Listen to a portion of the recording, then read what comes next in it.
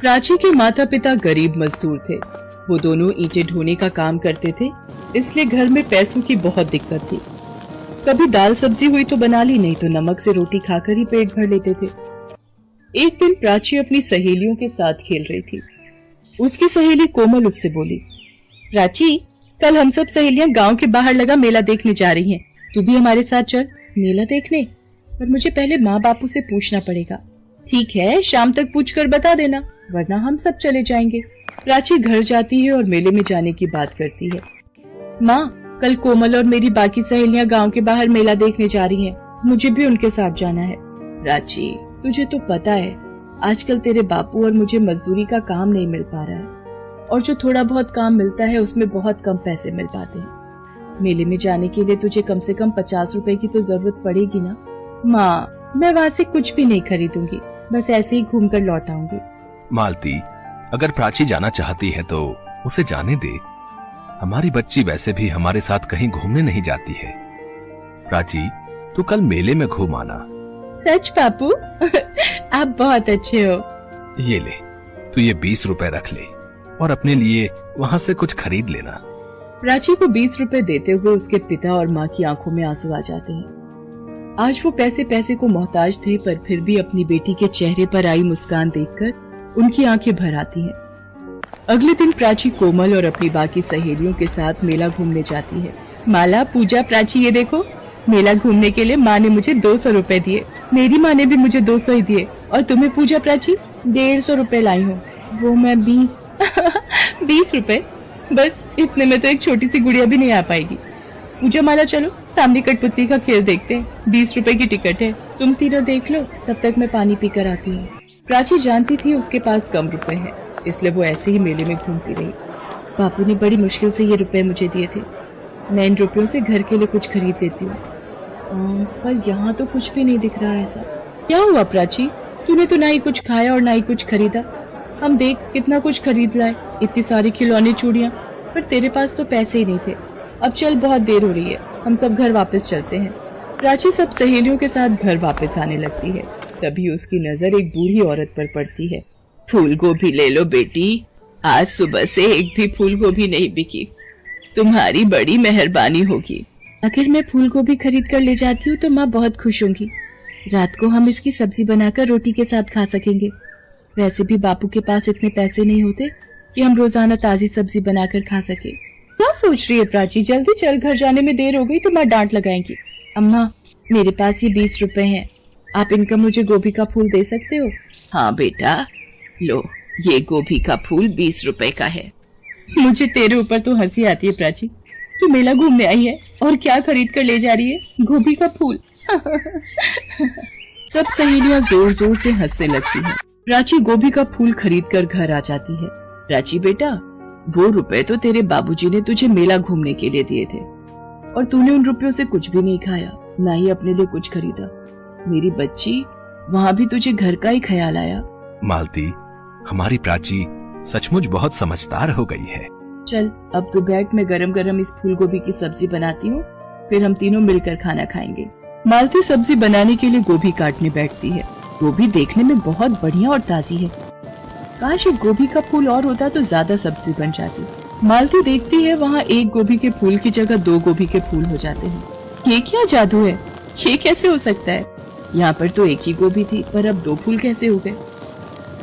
एक बार 4 फूल बोलकर देखूं। गोभी के 4 फूल मेरे सामने आ जाए। मालती के सामने गोभी के 4 फूल आ जाते हैं।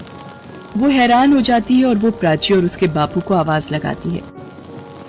माँ, ये तो सचमुच जादुई फूल गोभी है। हम जितने भी गोभी के फूल बोएंगे, हमारे सामने उतने ही गोभी के फूल आ जाएंगे। अभी गोभी के फूल में से एक अप्सरा उत्पन्न होती है। घबराओ नहीं, मैं एक अप्सरा हूँ। मैं धरती लोक से गुजर रही थी। मैंने इस प्यारी सी बच्ची को देखा कि किस तरह से ये किसी गरीब की मदद कर रही थी। मेरे से रहा नहीं गया और मैं इस फूल गोभी में वास कर गई और प्राची के साथ यहाँ तक आ गई। मैंने तुम सबकी बातें सुनी और मेरा मन दुख से भर गया। जो दूसरों की मदद करता है वो मनुष्य मुझे बहुत प्रिय है। अब तुम सबको बिल्कुल भी चिंता करने की जरूरत नहीं है। मैं तुम्हें ये जादुई फूल गोभी देकर जा रही हूँ। अब इसकी सहायता से तुम जितनी चाहो उतनी गोभी बाजार में बेच सकते हो। अब तुम्हारे दुख के दिन दूर हो जाएंगे। लेकिन मेरी बात को हमेशा याद रखना, कभी भी अपने मन में लालच मत पनपने देना। इतना कहकर वो अप्सरा वहां से गायब हो जाती है। प्राची के माता पिता प्राची को गले लगा लेते हैं। आज उसी की वजह से उनके गरीबी के दिन दूर हो गए थे। अब तो प्राची के माँ बापू शहर की मंडी में फूलगोभी के बड़े व्यापारी बन जाते हैं और अब उनके पास धन दौलत, बड़ा मकान, सब कुछ था। सरिता के जेठ जेठानी स्वभाव के बहुत खड़ूस थे। सरिता का पति बीमार रहता था, इसलिए वो खेतीबाड़ी का काम नहीं कर पाता था। इसी बात का फायदा उठाकर सरिता के जेठ राजेश्वर ने सारी जमीनें अपने नाम कर ली और छोटे भाई रामेश्वर को एक बंजर जमीन का टुकड़ा दे दिया। रामेश्वर उस बंजर जमीन के टुकड़े पर कोई फसल नहीं उगा पाता था, इस कारण वो बहुत गरीब हो गए। रामेश्वर पहले ही बीमार रहता था, इस कारण ज्यादा काम नहीं कर पाता था, इसलिए सरिता उसकी इस काम में मदद करती थी। कुछ नहीं मिलेगा सरिता इस जमीन पर। हम जितनी मर्जी खेती कर लें, हल चला लें, पर ये बंजर जमीन हमें कोई फल सब्जी नहीं देगी। राजेश्वर भैया ने हमारे साथ धोखा किया। मेरी बीमारी का फायदा उठाकर मेरे से जमीन जायदाद के कागजों पर हस्ताक्षर ले लिए। क्या करूंगा जीकर इस दुनिया में, जब भाई ही मेरा नहीं रहा। ऐसा न कहो, आप हो तो मैं हूँ। अगर आपको कुछ हो गया तो मैं भी जीकर क्या करूंगी? मेरा तो कोई भी सहारा नहीं है। चल अब घर चलते हैं, शाम होने को आई है। बंजर जमीन के कारण रामेश्वर बहुत ही परेशान रहने लगा था। घर में खाने को लाले पड़ गए थे। अब नहीं भाई, इस जमीन के तो मैं तुम्हें कोई दाम नहीं दूंगा। ये तो बंजर जमीन है, अगर मैं तुमसे खरीद भी लूं तो आगे कोई भी नहीं खरीदेगा। मेरा तो नुकसान हो जाएगा भाई। अब क्या करूं, कुछ समझ नहीं आ रहा। घर में खाने के लिए कुछ है नहीं, कैसे घर चलेगा। सुनो जी, अगर तुम कहो तो मैं जेठानी जी के घर से थोड़ी मदद मांग लूं, क्या पता वो मदद कर दे। सरिता, तुम उन्हें नहीं जानती हो। राजेश्वर भैया मेरे सगे बड़े भाई होकर मेरी मदद करने के लिए नहीं आते तो भाभी कैसे मान जाएंगी। रामेश्वर के कहने पर सरिता मालती के घर नहीं जाती, पर एक दिन रामेश्वर की तबीयत बहुत खराब थी। उसका बुखार उतर नहीं रहा था। सरिता को दवाई के लिए पैसों की जरूरत थी, इसलिए उसे मजबूरी में अपनी जेठानी के घर मदद के लिए जाना पड़ा। देख सरिता, अगर तुझे दवाई के लिए पैसे चाहिए तो वो मैं तुझे दे सकती हूँ, पर बदले में तुझे मेरे घर काम करना पड़ेगा। वो ऐसा है ना, मेरी काम वाली आजकल छुट्टी पर है, तो घर के बर्तन, सफाई, झाड़ू पोछा, खाना बनाना करना सब तुझे ही संभालना पड़ेगा। तभी मैं बदले में तुझे पैसे दूंगी। मंजूर है तो बोल। ठीक है भाभी, मैं सारा काम कर लूंगी, पर आप मुझे पैसे जरूर दे देना, मुझे बहुत जरूरत है। उस दिन से सरिता अपनी जेठानी मालती के घर नौकरानी का काम करने लगी। मालती सरिता पर बहुत अत्याचार करती थी। सारा दिन काम करवाकर शाम में उसको 20 रुपए पकड़ाती थी। सरिता मजबूर थी, इसलिए वो काम करती रही। एक दिन सरिता अपनी जेठानी के घर काम कर रही थी, तभी एक बूढ़ी औरत वहां आई और कुछ मांगने लगी। बेटी, बहुत भूख लगी है, कुछ खाने को दे दो। ओ अम्मा, आगे जाओ, ये कोई दान धर्मशाला नहीं है जो यहाँ से कुछ खाने को मिलेगा। पता है अनाज कितना महंगा है। तुम भिखारी और गरीब लोगों को अगर ऐसे ही मैं रोटी सब्जी बांटती रही तो मेरा घर तो जल्दी खाली हो जाएगा। जाओ जाओ, माफ करो।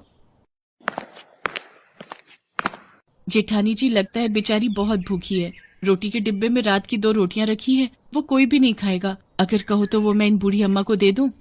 पता भी है 2 रोटियां कितनी महंगी है। एक शर्त पर देने दूंगी, अगर तू वो 2 रोटियां देना चाहती है तो आज के 20 रुपए तुझे नहीं मिलेंगे, वो तुझे कटवाने पड़ेंगे।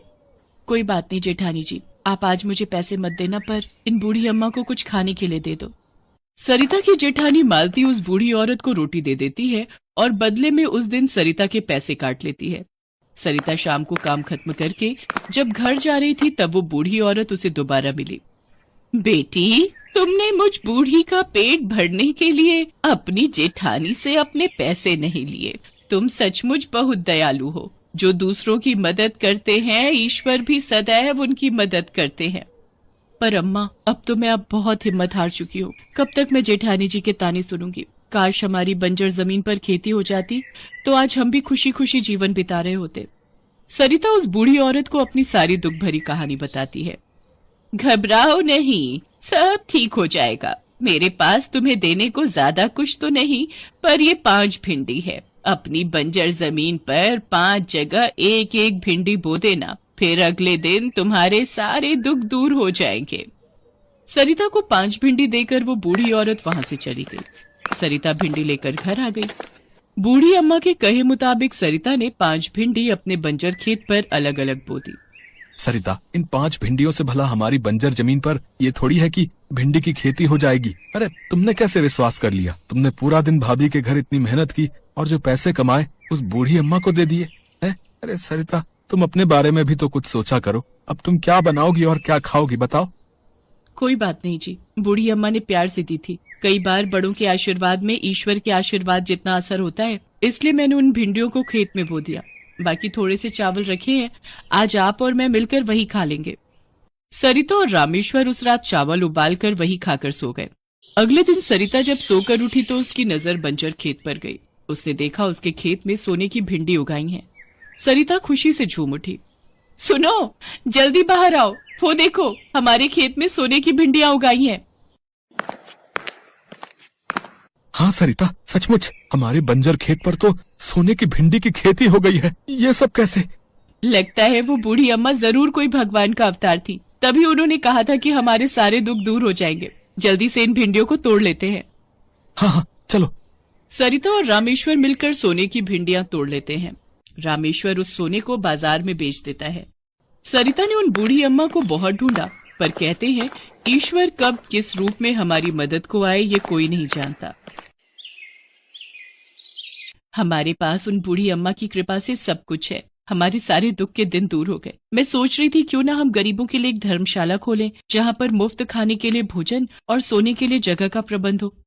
तुम ठीक कह रही हो सरिता, मैं आज ही इस बारे में गांव के जमींदार साहब से बात करता हूँ। रामेश्वर के पास अब बहुत सारे खेत थे, पर उसने अपने भाई भाभी से बिल्कुल नाता तोड़ लिया था, क्योंकि मालती ने जो सरिता की मजबूरी का फायदा उठाया था वो भूलने वाली बात नहीं थी।